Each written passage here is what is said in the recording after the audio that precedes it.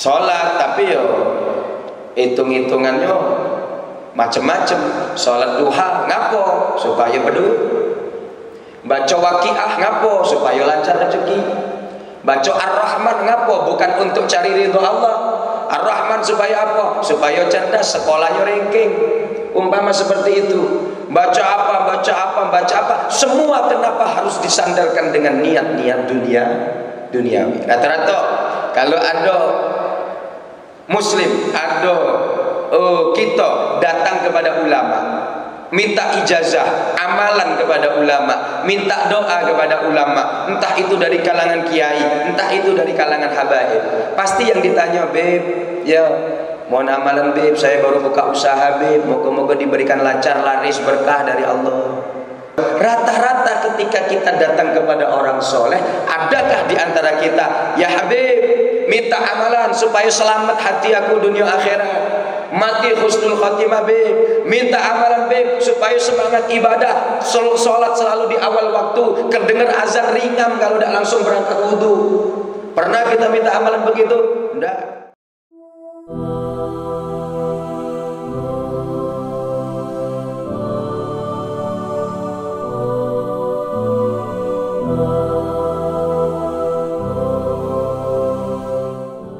Assalamualaikum warahmatullahi wabarakatuh. Bismillahirrahmanirrahim. Alhamdulillahi rabbil alamin. Nahmaduhu wa nasta'inuhu wa nastaghfiruhu wa na'udzu billahi min shururi anfusina wa min sayyiati a'malina. May yahdihillahu fala mudilla lahu wa may yudlil fala hadiya lahu. Asyhadu an la ilaha illallah wahdahu la syarika lahu wa asyhadu anna sayyidana wa maulana Muhammadan abduhu wa rasuluh la nabiyya wa la rasula ba'dahu. Allahumma fassalli wa sallim wa tarham wa tahannan ala sayyidina wa maulana Muhammadin wa ala alihi wa sahbihi wat tabi'in wa man tabi'ahum bi ihsanin ila yaumiddin. Qala Allah ta'ala fi kitabil aziz, Rabbi shrah li sadri wa yassir li amri wahlul 'uqdatam min lisani yafqahu qawli, amma ba'd. Yang kami muliakan dan dimuliakan oleh Allah, bapak-bapak, para alim, para ulama, segenap asatidz wal ustadzat alladzina hum surujud dunya wa masabihul akhirah. Yang kami muliakan segenap pengurus maupun takmir Masjid At-Thariq Mardatillah, segenap jamaah cawisan subuh dari berbagai macam masjid dan berbagai macam lingkungan. Insya Allah semua yang hadir pada subuh hari ini yang dirahmati oleh Allah Subhanahu wa ta'ala, puji dan syukur kita panjatkan kepada Allah. Alhamdulillah kita semua oleh Allah Subhanahu wa ta'ala masih diberikan umur yang panjang, kesehatan jasmani maupun rohani, dilengkapi dengan keimanan kepada Allah Subhanahu wa ta'ala. Semoga dengan bersyukur kita semua akan diberikan kelanggengan iman dan Islam oleh Allah Subhanahu wa ta'ala, sehingga nanti kita kembali kepada Allah dengan membawa keimanan kita dan dijamin dalam keadaan yang husnul khatimah. Amin ya rabbal alamin. Salawat dan salam kita haturkan, kita persembahkan kepada suri tauladan kita, Nabi Agung, Nabi besar Muhammad sallallahu alaihi wasallam, alladzi turja syafa'atuhu li kulli haulin minal ahwali muqtahim.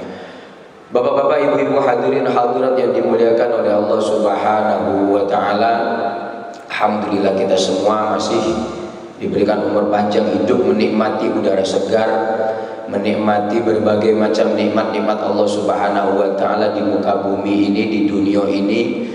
Tentunya kita tetap harus berbahagia, karena kita semua yang saat ini hadir di tempat ini, kalau seandainya Allah tidak pilih kita sampai ke tempat ini, tentunya kita semua tidak akan mungkin berada di tempat ini. Dan di antara kenikmatan yang sempurna yang wajib kita syukuri adalah nikmatnya iman. Imam Nawawi bilang nikmat paling rendah adnan ni'am as-sihah. Imam Nawawi Al-Bantani bilang, Syekh Nawawi Al-Bantani bilang nikmat yang paling rendah itu nikmat sehat, Pak. Jadi orang yang sehatnya diambil itu sama dengan sudah tidak punya nikmat lagi. Karena yang paling rendahnya nikmat itu sehat. Selemak-lemak pempek kalau sariawan tidak lemak lagi, Pak. Selemak-lemak mobil Mercy kalau ada bisul sikok di pantat tidak empuk lagi jok itu. Secantik-cantik bini kalau yang lanang sudah ada baca konslet percuma. Iya. Jadi nikmat paling rendah itu kata Syekh Nawawi adalah nikmat sehat. Dan nikmat yang paling sempurna, akmalun ni'am, nikmat yang paling sempurna adalah nikmat Islam, nikmat iman. Ngapa kita ini Pak hadir di tempat ini dalam keadaan iman, sholat subuh, tidak pernah kita ini nyari iman. Alhamdulillah kita ditakdirkan oleh Allah lahir dari rahim seorang perempuan yang muslimah, punya bapak yang muslim, yang pasti dari kecil kita dari baru lahir yang diperdengarkan pertama kali di telinga kita adalah kalimat thayyibah berupa azan dan iqamah. Maka disitulah di dalam Islam kita tidak diajarkan siapapun kita, sehebat dan setinggi apapun derajat dan pangkat serta ilmu kita, Rasulullah tidak pernah mengajarkan kita untuk membenci makhluk Allah siapapun termasuk hatta non-muslim. Kenapa? Non-muslim itu, mohon maaf, anak-anak orang Kristen, mereka nggak pernah milih mau dilahirkan oleh rahim seorang ibu yang tidak beriman. Semua adalah kehendak Allah Subhanahu wa ta'ala. Maka jangan sampai kita yang muslim ini membenci mereka, kecuali membenci apa-apa yang mereka yakini, membenci apa-apa yang mereka lakukan dalam keseharian yang tidak sesuai dengan aturan Allah Subhanahu wa ta'ala. Adapun membenci orangnya, kita tidak diajarkan hal seperti itu oleh Rasulullah sallallahu alaihi wasallam. Bahagia wajib dalam rangka mensyukuri nikmat Allah Subhanahu wa ta'ala. Tetapi kita tidak pernah boleh merasa bahagia dan terlalu tenang sepanjang kita ini masih hidup di dunia. Mengapa? Karena apapun yang akan kita lakukan di dunia, kaget sedikit maupun banyak, bakal kita cerita ke di hadapan Allah Subhanahu wa ta'ala. Galau-galau, mulai dari bangun tidur sampai menjem lagi, mulai dari lahir sampai mati lagi, galau-galau bakal kita ceritakan tanggung jawab di hadapan Allah Subhanahu wa ta'ala. Jadi karena itu keadaannya, dunia ini jadikanlah, kita diajarkan guru-guru kita, jadikanlah sebagai media, sebagai ladang untuk ngejar cak mana caranya kayak di hadapan Allah Subhanahu wa ta'ala. Kita tuh bercerita lemah dan tidak ketakutan apa-apa.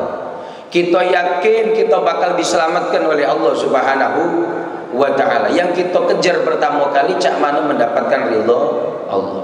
Tidak kita kemudian mabuk dunia, di dunia sibuk dengan mengisi hari-hari dan usia untuk mengejar kemewahan, mengejar kehebatan dan kebanggaan yang bersifat duniawi. Karena sebenarnya dunia ini Allah ciptakan bukan sebagai tempat keindahan, Pak. Dunia ini Allah ciptakan sebagai tempatnya kotoran. Maka Imam Ghazali itu di dalam kitab Ihya, Abu Hamid Muhammad bin Muhammad Al-Ghazali At-Tusi, Imam kita Hujjatul Islam, Imam Ghazali bercerita dalam Ihya ini, cerita yang agak nyeleneh. Dalam kitab-kitab yang lain tidak perlu ada, tapi Imam Ghazali bercerita. Memang Ihya itu kitab yang agak aneh.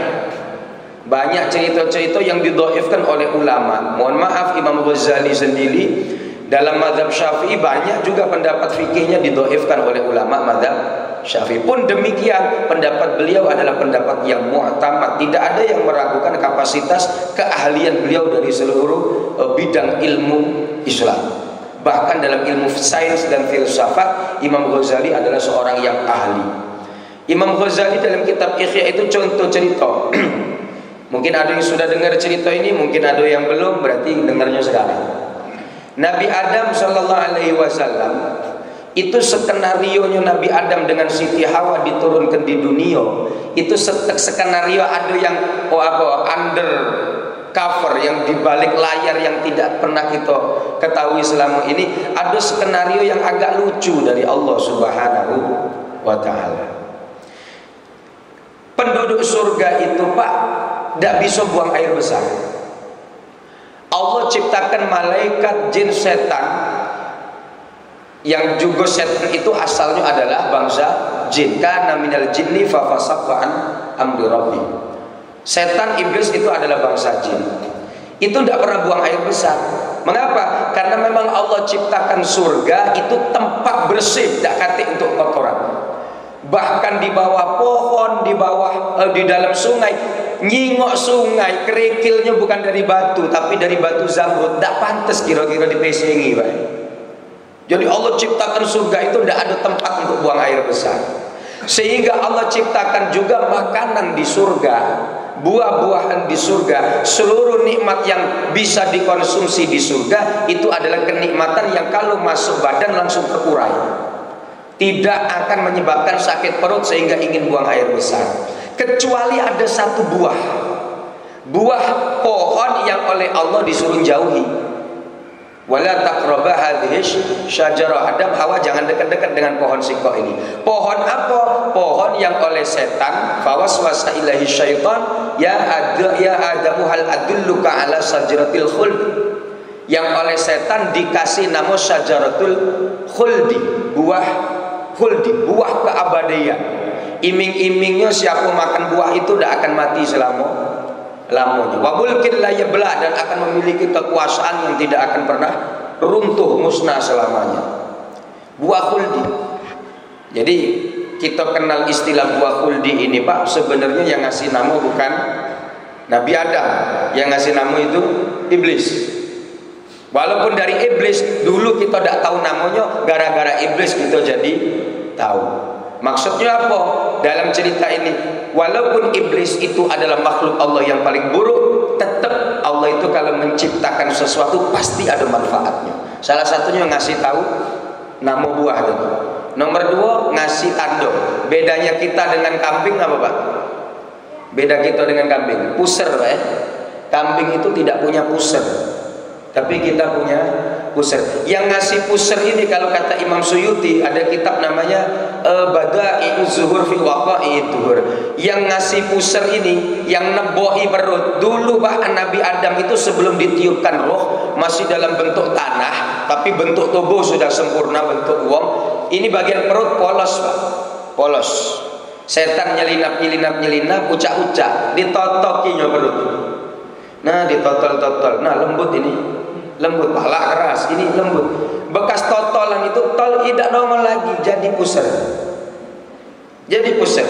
Sehingga ini tinggalan setan. Alhamdulillah gara-gara tinggalan setan ini kita jadi ada beda dengan kambing. Dan Imam Syafi'i tidak kebingungan untuk menetapkan batas aurat laki-laki antara pusar dan lutut. Terbayang kalau tidak kate udel ini. Kira-kira wong ihram haji itu untuk membatasi kain ihram itu sebelah mana? Kalau tidak kate pusar. Ini hikmah. Walaupun setan ada kebaikan, walaupun iblis. Dah balik lagi ke cerita. Ternyata kemudian setelah difawaswasa ilaihi syaitan, ketika setan ini mempengaruhi Nabi Adam, dikasih iming-iming, dia jadi salesnya buah khuldi ini tadi setan. Dimakan betul sama Adam dan Hawa. Lo buah khuldi itu sikok-sikoknya buah yang bisa menyebabkan sakit perut. Sakit perut Nabi Adam dengan Siti Hawa, keliling muter-muter, nolak di sana nolak di sini, nyari WC di surga tidak ada. Nah, sampai sungai, alang ke sungai ini indahnya, tidak kena do saya buang air besar di sini. Allah kemudian melihat gelagat Nabi Adam yang aneh, lari sana lari sini sampai megangi perut, ngirim malaikat tanya Adam tuh ngapo lari sana lari sini. Ini Allah ini Pak turun menurunkan pemahaman kita seolah-olah Allah tidak tahu. Allah pasti tahu kalau Nabi Adam sakit perut. Tidak ada nak nyuruh malaikat nanya dulu. Ini ecaknya skenario cerita memang harus cak itu. Allah bikin skenario yang kita pahami. Malaikat nanya, ada apa Adam sakit perut? Aku malaikat, ketahuan kau pasti habis makan buah khuldi. Ketahuan. Tidak pacak lagi nak ngotai. Karena satu-satunya buah yang bisa menyebabkan sakit perut cuma buah khuldi. Dan hari ini kau melanggarnya. Allah sudah perintahkan melarang kamu untuk mendekati buah itu, tetapi kamu malah mendekatinya. Hati-hati, Allah akan hukum. Cari sana tidak pantas, nak mising di sana tidak pacak. Malaikat lapor kepada Allah. Allah bilang, coba Adam kamu jingok, apa aku ciptakan surga seindah ini pantas untuk kau membuang kotoran di dalamnya? Tidak ya Allah, karena surga ini tidak pantas untuk tempat buang kotoran, kau turun ke bumi, di situ tempat buang kotoran. Akhirnya turunlah Nabi Adam dan Siti Hawa, alasannya untuk buang kotoran. Jadi apa maksudnya Pak? Dunia ini tempatnya buang kotoran. Jadi jangan terlalu dibangga-banggakan. Jangan terlalu kita merasa hebat dengan punya dunia yang banyak. Cuma punya WC lagi hebat. Ini WC Pak. Punya tanah kebun 100 hektar berarti sama dengan punya WC 100 hektar. Ini tempat buang kotorannya Nabi Adam dan Siti Hawa. Maksudnya apa? Ya inilah dunia. Dunia yang kita tempati sekarang ini darul bala, tempatnya ujian. Kita sekarang di sini ini sedang melakukan tes dan ujian dari Allah Subhanahu wa ta'ala. Kaget setelah wafat, masuk hari kiamat, kita dibangkitkan dan masuk alam akhirat. Disitulah darul jaza, kampung tempat galau-galau dibalas oleh Allah Subhanahu wa ta'ala. Maka cak mana caranya kalau nanti kita mendapatkan balasan? Balasan yang kita dapat adalah balasan yang baik, bukan balasan yang berupa siksaan dan kutukan hukuman dari Allah Subhanahu wa ta'ala. Bapak-bapak, ibu-ibu, hadirin hadirat yang dimuliakan oleh Allah Subhanahu wa ta'ala. Itulah kenapa Rasulullah jauh-jauh hari sudah mengingatkan kita, ad-dunya daru man la darulah. Dunia ini jangan ngerasa dimiliki. Karena dunia ini daru man la darulah. Rumahnya orang yang tidak punya rumah. Ibarat kamu di sini ini cuma ngekos, Pak. Cuma ngontrak, cuma numpang sementara. Jangan ngerasa miliki. Sehingga ketika dunia kita hilang, marahnya minta ampun. Ketika dunia kita, bisnis kita bersaing kalah dengan orang lain, direbut kesuksesannya oleh orang lain, marah-marah seolah dia sudah mencuri dari kita. Tidak ada yang mencuri. Ini semua adalah milik Allah Subhanahu wa ta'ala. Kita cuma numpang, dipinjemi kesempatan untuk menikmati kesempatan itu. Allah pengen ngetes kita, bisakah kita mengisinya dengan hal-hal kebaikan dan amal soleh serta pengabdian kepada Allah Subhanahu wa ta'ala. Ataukah sebaliknya kita kesini diciptakan oleh Allah dari sesuatu yang apa sih? Allah yaral insanu anna khalaqnahu min nutfah. Kita ini diciptakan oleh Allah min nutfah, dari setetes air hina yang disebut dengan air sperma, air yang menjijikkan. Di akal saja Pak, di logika saja, air itu satu tetes, mohon maaf, kalau tersenggol oleh orang lain yang bukan yang punya, jijik dan jijik. Ludah kita ini ludah dari mulut, kena kawan, ambil ludah coletkan ke pipi kawan, jijik dia.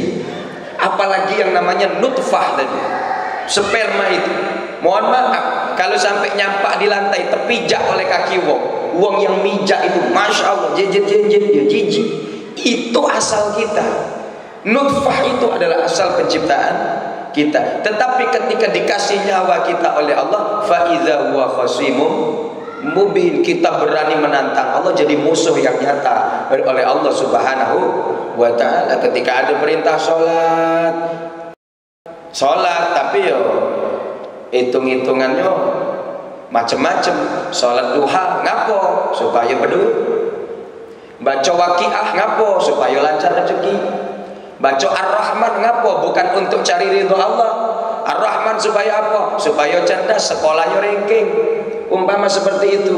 Baca apa, semua kenapa harus disandarkan dengan niat-niat duniawi. Rata-rata kalau ada muslim, ada kita datang kepada ulama, minta ijazah, amalan kepada ulama, minta doa kepada ulama, entah itu dari kalangan kiai, entah itu dari kalangan habaib, pasti yang ditanya, beb, ya mohon amalan beb, saya baru buka usaha beb, moga-moga diberikan lancar, laris, berkah dari Allah. Beb, ya kiai, ya ada apa? Mohon, ya ini siapa, istri saya ini sedang baru promosi, mau mencoba-coba lah, siapa tahu naik jabatan. Mohon doanya kalau jabatannya naik, dilancarkan oleh Allah.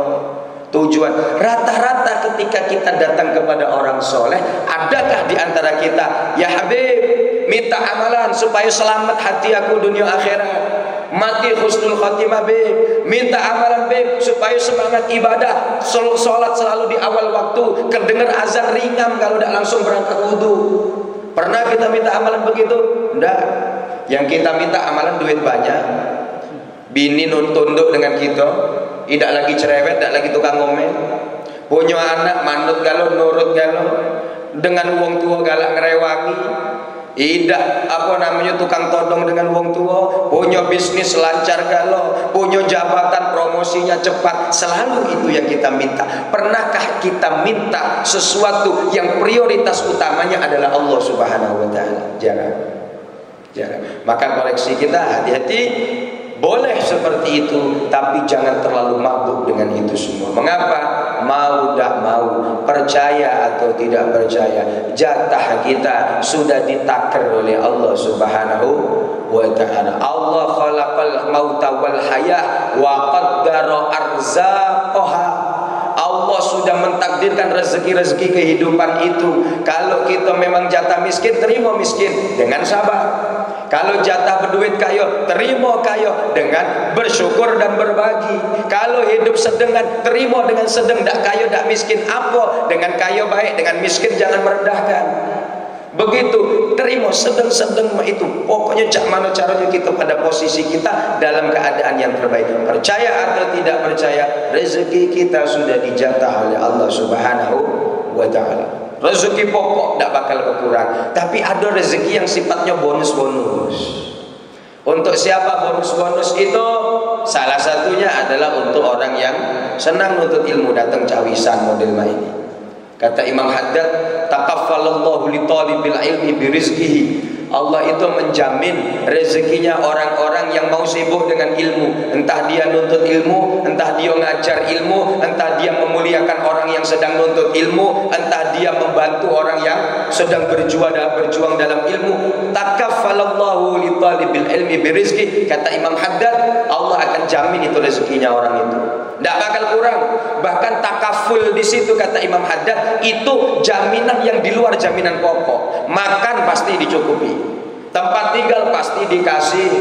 Tenang saja, yang pokok-pokok sudah dicukupi oleh Allah, ditambahi lagi jaminan bonus.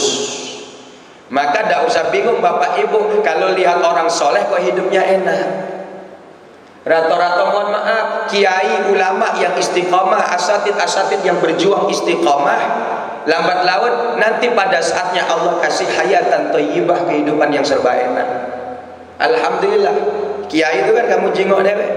Rata-rata kiai memang yang kiai ini ya jarang, mungkin tak kati yang namanya kiai buntu.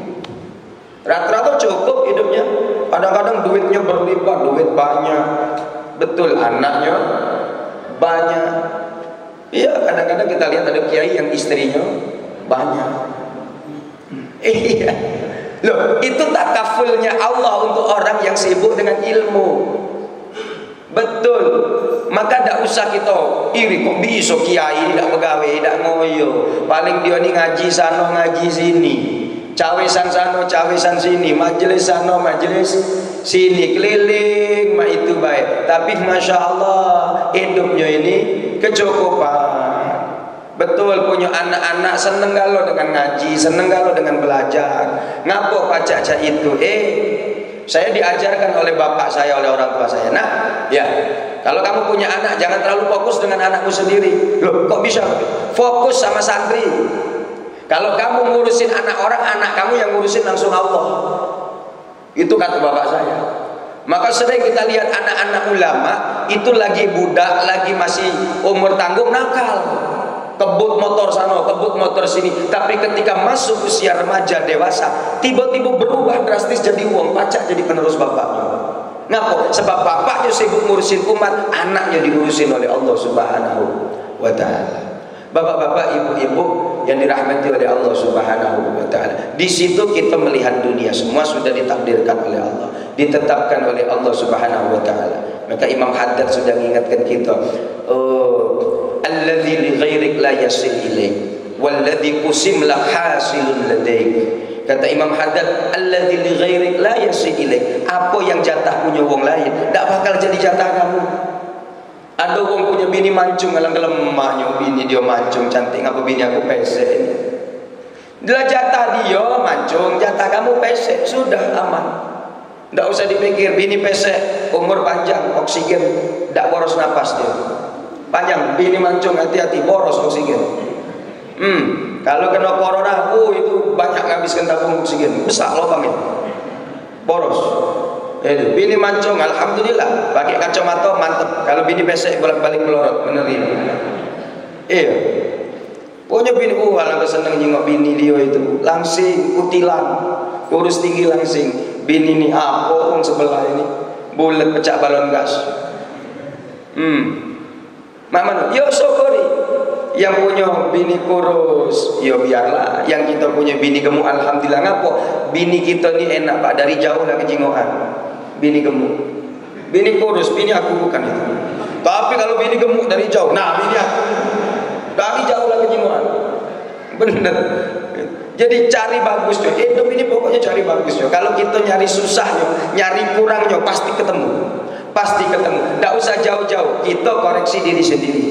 Koreksi diri sendiri. Ayo, manusia ini apa bagusnya? Uang nih. Dari pojok pala sampai pojok kaki, kamu korek pala, trek kotoran, ketombe. Turun dikit, tai mata.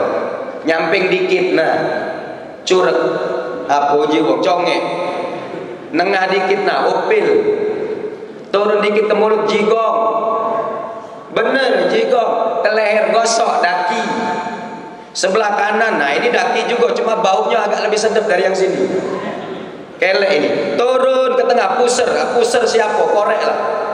Mohon maaf, puser ini korek. Ada kotoran yang baunya dengan jalan belakang sama. Sama. Turun ke bawah, pabriknya itu depan belakang. Belakang pabrik mentega, depan pabrik bensin. Kotoran kalau terus hatta sampai ke kaki. Kamu korek pojokan jempol itu, cetek, bau dah, bau ya. Itu kotoran. Kalau orang Jawa bilang kuen, tidak tahu bahasa Palembang apa. Nah, itu kotoran. Anehnya manusia sudah tahu kotor, pelitnya minta ampun. Cokit kotoran jempol, tinggal buang lagi sana. Cokit nak dicium dulu. Buang baik, apa nak dicium lagi? Woi sedap, buang, cokit lagi, masih tak nak buang. Nah, kadang-kadang cokit terbuang dulu, dicari lagi, mana tadi? Cium dulu, baru lengkap. Masya Allah, itu manusia. Nak sedekah, teko barang kotor yang tak kati harganya, untuk mengeluarkan, mikir-mikir. Jangankan 50.000 untuk nyelengi masjid, 5.000 mikirnya dari minggu kemarin. Jumat besok aku nyelengi berapa? 10.000, ayo kebesaran bacanya. Sekali-sekali 50.000, tidak ada, jangan-jangan aku ini lagi buntu minggu depan. Kira-kira 2.000, ayo kekecian. Mana 5.000 pecahnya sedang. 5.000 pecahnya sedang. Berangkat ke masjid Jumatan, ngantongi duit 5.000. Tiba di tengah jalan, seret-seret tenggorokan. Ngapa dak lemak nak Jumatan, nak khotibnya lama pula, seret katik baju minum. Mampir warung beli minum 4.000, sisa 1.000. Jadilah ini nah untuk jatah masjid. Terpotong oleh gawe minum. Jangan salah, setiap kebaikan ada setan yang pasti bakal belokkan kita. Kalau prinsip iman tidak kuat, maka cita-cita kebaikan semua orang bisa punya cita-cita, tapi kenyataan bisa tidak seindah dengan harapan. Maka hidup ini harus kuat, harus kita jaga prinsip iman, betul-betul kita pelihara. InsyaAllah kalau itu kita lakukan, kita semua di dunia ini minimal kebaikan kita melampaui keburukan kita. Jangan mabuk niat dengan urusan dunia. InsyaAllah semua sudah dijatah oleh Allah Subhanahu wa ta'ala. Jatah yang sudah kita terima, manfaatkan dengan sebaik-baiknya. Punya bini cak mana baik, Pak, syukuri. Punya anak model cak mana baik, syukuri, ridhai. Mohon maaf, salah satu kata guru saya, kalau ada anak nakal, kok dinasehati tidak baca berubah, tambahannya malah tambah nakal. Alasannya entah bapak atau ibunya belum bisa maafkan kenakalan dia. Maafkan dulu habis-habisan, total lepas baru nasihati. Itu yang benar. Kadang kita ini nasihati sambil marah, ini masalah. Nasihati tapi hati belum memaafkan, masalah. Nasihat kamu cuma boleh buih, tidak bakal jadi apa-apa. Ini kata guru saya. Jadi kalau nasihati anak, dinginkan hatimu, maafkan dulu anakmu, kesalahannya selesai, nasihati. Begitu cara. Karena ketika hatimu tidak ridha, berarti kamu murka. Ketika kamu murka, Allah murka. Kalau Allah murka, anak ini jadi rusak. Maka ridhoi dia, maafkan, Allah juga ridho, nasihat diterima dengan baik oleh anak. Insya Allah lambat laun akan diberi hidayah oleh Allah Subhanahu wa ta'ala. Rezeki berapapun, mau sedikit atau banyak, kawan gaji 10 juta, kita cuma 3 juta, syukuri. Yang 10 juta belum tentu manfaatnya lebih banyak dari 3 juta. Ada tetangga sebelah rumah sakit kepala, cuma punya duit 2.000, beli bodrek sebiji sembuh. Sebelahnya lagi sama sakit kepala, keluhannya harus operasi, tumor di kepala habis 300 juta. Sama-sama sakit kepala, si kok 2.000 nyembuhkan, yang si kok 300 juta juga belum sembuh. Berarti belum tentu 2.000 kalah manfaat dengan yang 300 juta. Maka pahami, semoga hati kita semua dipenuhi hikmah dari Allah Subhanahu wa ta'ala. Semoga hati kita senantiasa mendapatkan hidayah yang tidak terputus dari Allah Subhanahu wa ta'ala. Semoga kita semua dimantapkan dalam iman, dalam Islam, diberikan bekal mampu menjadi hamba-hambanya yang bersabar menghadapi segala kesulitan dan cobaan, mampu bersyukur menerima segala nikmat dan anugerah dari Allah Subhanahu wa ta'ala, senantiasa memandang dunia ini dengan pandangan yang diinginkan oleh Allah Subhanahu wa ta'ala, dan mengutamakan akhirat sebagai tujuan utama. Dan semoga kita semua nanti wafat dalam keadaan membawa ridho Allah Subhanahu wa ta'ala. Amin ya rabbal alamin. Demikian bacaannya sudah baik, suruh ya? Sudah ya. Terima kasih, semoga ada manfaatnya. Lebih kurang saya memohon maaf pada Allah, saya mohon ampunannya. Marilah kita tutup dengan doa. Ibtigha fadlillahi ta'ala bi syafaati Rasulullah sallallahu alaihi wasallam bil husul maqasidina wa min maqasidid din wad dunya wal akhirah bi jahi Nabi Muhammad sallallahu alaihi wasallam. Al-Fatihah. A'udzu billahi minasyaitonir rajim. Bismillahirrahmanirrahim. Alhamdulillahi rabbil alamin arrahmanir rahim maliki yaumiddin iyyaka na'budu wa iyyaka nasta'in ihdinas siratal mustaqim siratal ladzina an'amta 'alaihim ghairil maghdubi 'alaihim waladdallin amin. A'udzu billahi minasyaitonir rajim. Bismillahirrahmanirrahim. Alhamdulillahi rabbil alamin hamdan na'imin hamdan syakirin hamdan yuwafi ni'amahu wa yukafi'u mazidah. Ya rabbana lakal hamdu kama yanbaghi li jalali wajhikal karim wa 'azimi sultanik. Allahumma shalli wa sallim wa barik 'ala sayyidina Muhammad wa 'ala alihi wa sahbihi salatu 'abdin qallat hilatuhu wa rasulullahi wasilatuhu wa anta laha ya ilahi wa likulli karbin 'azim fafarij 'anna ma nahnu fihi bisirri bismillahirrahmanirrahim wa la hawla wa la quwwata illa billahil 'aliyyil 'azim. Allahumma rabbana anfa'na bima 'allamtana wa 'allimna ma yanfa'una rabbi faqihna wa faqih ahlana wa qarabatin lana fi dinina. Allahumma aslih lana kull ash-shu'un wa aqir bir ridha minkal 'uyun wa qti 'anna kull ad-duyun qabla an ya'tiyana rusulul manun. Allahumma ihdina bihudak waj'alna mimman yusari'u fi ridha ولا تولنا وليا سواك ولا تجعلنا ممن خالف أمرك وعصاك. يا الله بها يا الله بها يا الله بحسن الخاتمة.